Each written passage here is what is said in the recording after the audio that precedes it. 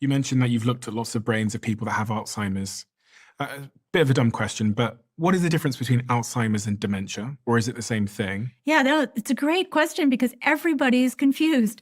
So dementia is sort of this general term. It's dementia, which means the loss of your mental abilities, dementating. So loss of cognitive ability is dementia. There are many subcategories of dementia, causes of dementia. The most common cause of dementia is Alzheimer's disease. It's the most common age-related cause of dementia. But then under Alzheimer's, there's also Parkinson's disease with Lewy body disease. There's something called frontotemporal lobar degeneration. Then there's, you get into odder and rarer diseases, progressive supranuclear palsy, Galmanian dementia, and somewhere down there is also CTE. So CTE is a cause of dementia. Okay. And how do I avoid getting Alzheimer's? Well, it's a very common disease. It's supposedly in over 50% of people that live to the age of 85. If you looked at their brains, half of them would have Alzheimer's disease. Not everyone gets the symptoms of Alzheimer's disease at 85, but they'd have the pathology. Now, things you can do to lessen the symptoms of Alzheimer's disease are, staying socially connected, using your brain, challenging your brain, because high cognitive reserve, high cognitive ability gives you strength, brain resilience against these diseases. So even if you have pathology, you can circumvent the areas of injury, the areas that aren't working well, and not experience the symptoms. So that's one thing. Physical activity, fitness, but also mental fitness, challenging your brain, keeping it active, developing a high cognitive reserve. And then the other things you can do is, stay fit, eat right. Cardiovascular health is intimately connected to Alzheimer's disease. You want to avoid high blood sugar, diabetes, because that can definitely hasten Alzheimer's disease. So it's really a story of staying healthy. Alcohol?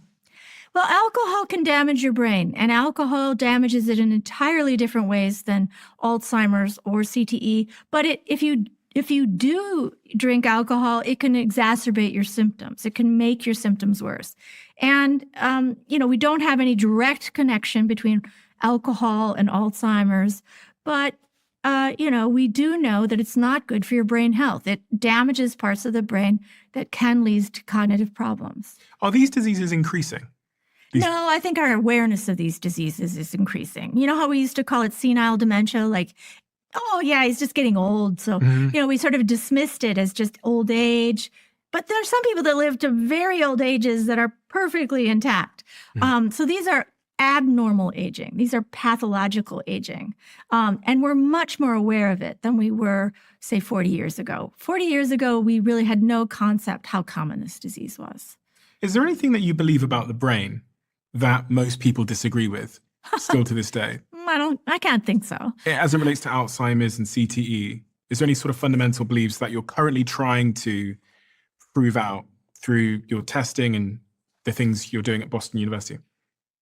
Well, I do. I have my own theories. I don't know if other people don't believe them, but I do feel that inflammation, anything that causes inflammation in your brain, and I think what a lot of people would agree with me, though inflammation is one of the key promoters of brain disease and neurodegeneration. So there's tremendous inflammation in Alzheimer's disease, tremendous inflammation in CTE.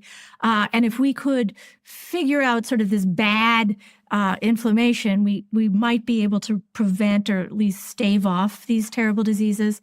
And the other thing that I think is very important is small vessel disease, vascular disease, the health of these small blood vessels that are so important in terms of giving oxygenating our brain.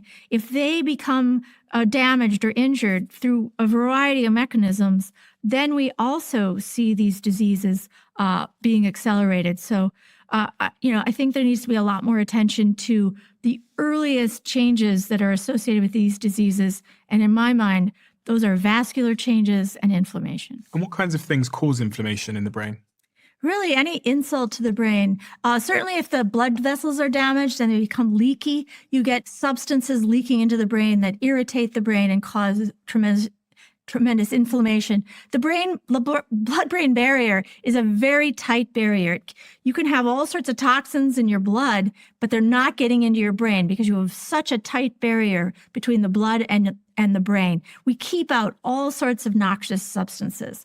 But if you injure the blood vessels, they leak, and all those things that we are trying to keep out of our brain leak into the brain and promote inflammation. Those changes can facilitate neurodegeneration. And the things that make those blood vessels become injured? Well, trauma, yeah. That back and forth, but also things that affect vascular health, like high blood pressure, sugar, high cholesterol, blood sugar, exactly. High cortisol. Yeah.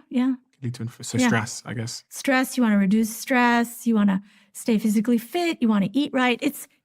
We all know that what you need to do. It's just those things that sleep is so important because at the end of the day, your sleep, you're actually clearing bad substances out of your brain. You have a clearance system in your brain that is most active when you sleep. And so when you're sleeping, it's pulling out the noxious chemicals, it's draining them into your system so you can get rid of them. So sleep is also critically important. We probably have a few million parents listening at the moment to this conversation. And those parents, their kids are saying, I want to play rugby, I want to play soccer, I want to play American football, I want to do hockey, all these kinds of things. What would you say to those parents?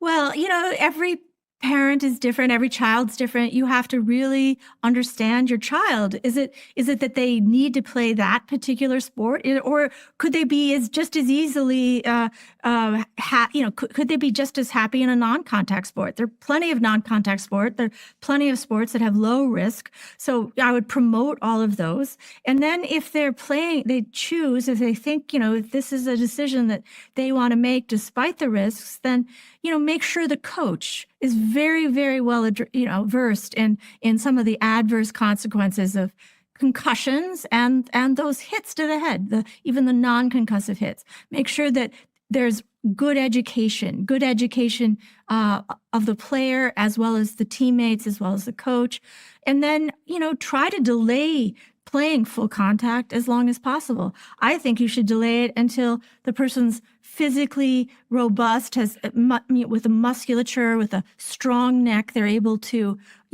resist hits.